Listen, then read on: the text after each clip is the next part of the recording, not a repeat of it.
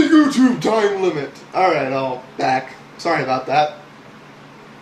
But anyways, you know, it's $2,700 for the Mac.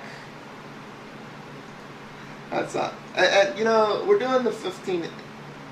Oh, well, you know what? That last one shouldn't be done because I did a 17-inch to a 15-inch.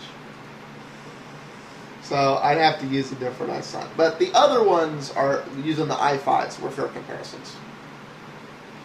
So, oops. No, wait a minute. Yeah, I should have done this one. Hold on, let me read.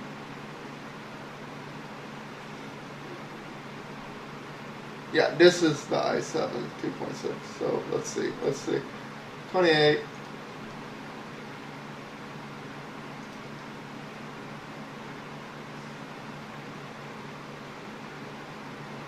i7.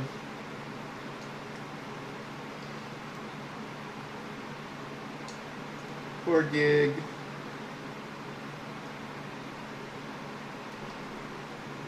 On 28 gigabyte solid state, which is 280 on this one. So yeah, 1,800 versus 2,400. You know, we're consistently staying $500 plus more expensive. Anyways, moving on. Anybody who owns a MacBook, or MacBook Pro, is going to have an SSD in it. And when 50% of people that own MacBooks have SSDs in them, PCs are going to have to start putting SSDs in their laptops, and that's when prices are going to drop. This is... Eric, I don't necessarily disagree with you that as SSDs become more standard, more and more manufacturers will start using them. But A, to have the kind of effect you're talking about, it needs to be solid state standard, not an extra add-on option. B, they need to actually be cheaper. Watch the previous video. I did a like-to-like comparison.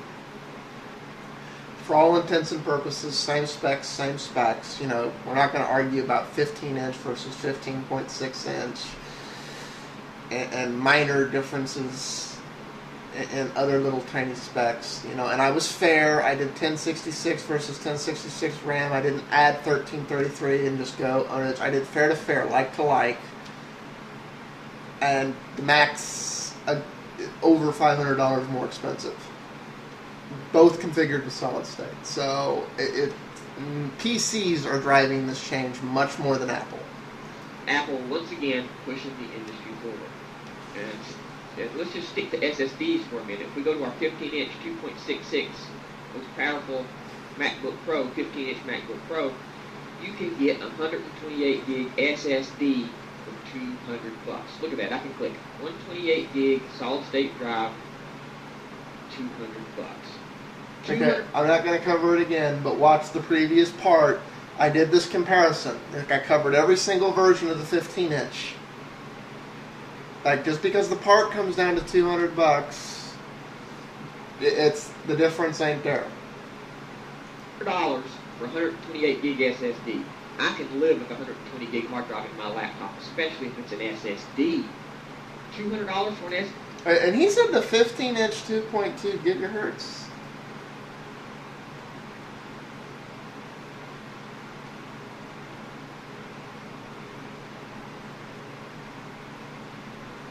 The 2.66, let's see. Maybe it is 200 in the 2. Yeah, it's 200 in the 2.66, but to get that extra $80 worth of cost, you have to spend an extra $400. So, yeah, you're paying for it. You're just paying for it in a different number. Oh, Apple's so straightforward about how they charge you. They do the bait and switch just like every manufacturer. We'll give you this and take off this, and wow, it becomes this. You're paying for it no matter what. SSD, who's not going to have one unless you're just going to be packing around hundreds of gigs of media with you?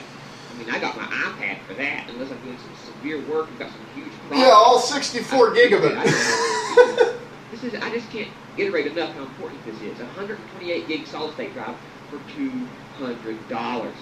What this does is, it brings the solid state down into a price range that anybody can afford. Okay, $200. You know, come on, $200 if you're really.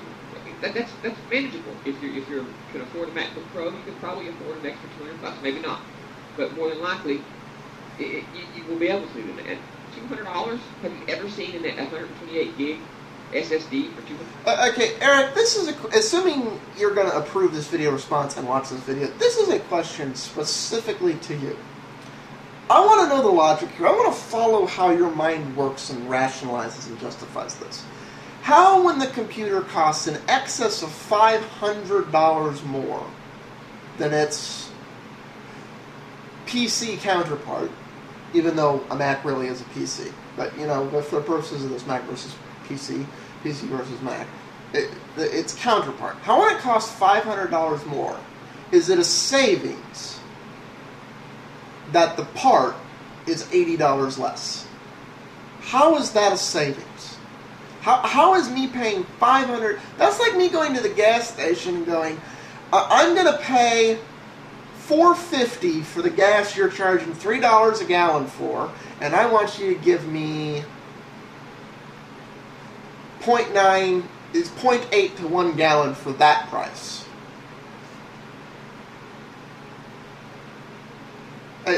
How? How is that saving me money? How is that discounted? I want to know the math there and the logic.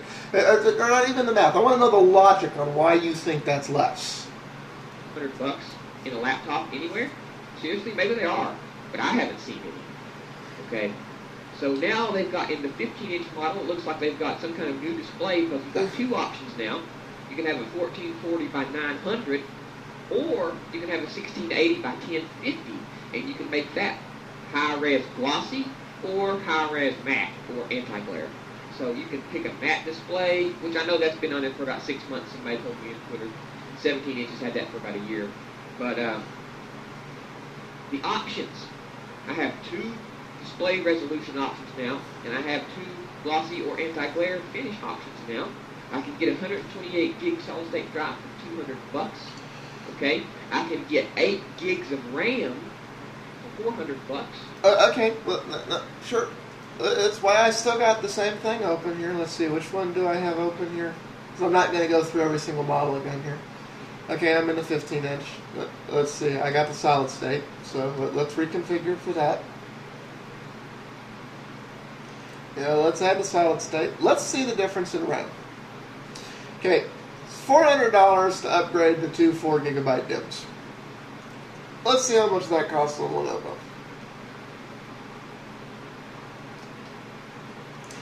Oh, okay. Now I'm going to be doing an unfair comparison, because I'm going to be comparing 1333 megahertz RAM to Apple's 1066.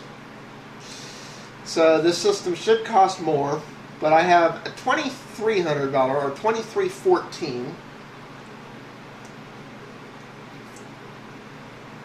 And just so y'all can see that I did it, let me zoom in. $2,314, there's the 8 gig.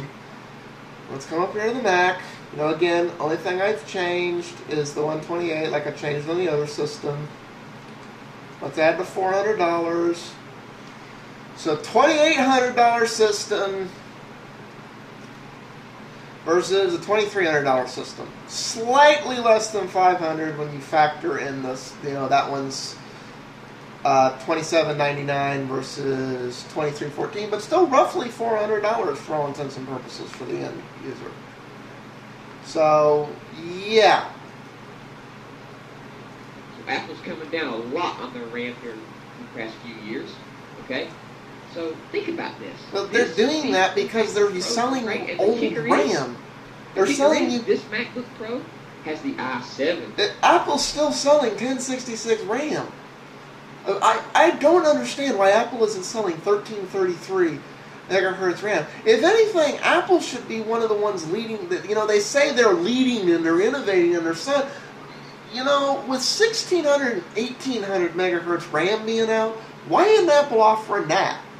They make their own OS. They tweak it specifically for their hardware. If anyone is in a perfect position to make that run stable, it's Apple. But they're not even doing the agreed upon standard of today of 1333. They're still doing 1066. And it still costs more. Up on time. Peace out. I'll see you in the next part.